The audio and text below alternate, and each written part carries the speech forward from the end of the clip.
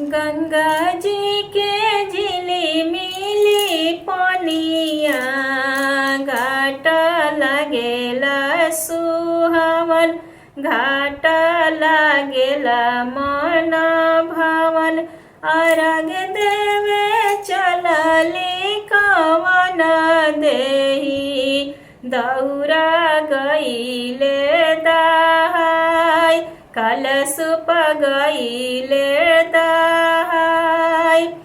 दौरा छाने चलनी मालिका साहेब, दौरा छनले ना छनाय।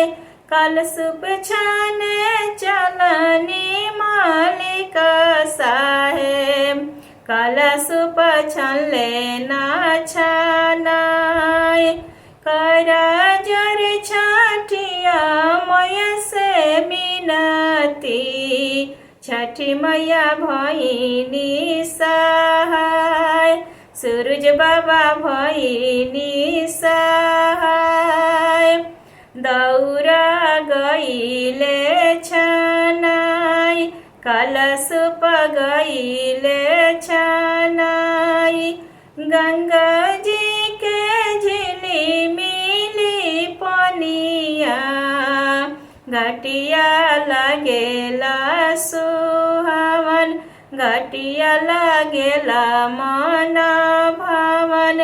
अर्घ देवे चलली कन्या सुबही, ठेकुआ गईले दहाय, नारियल गईले दहाय, केलवा गईले दहाय।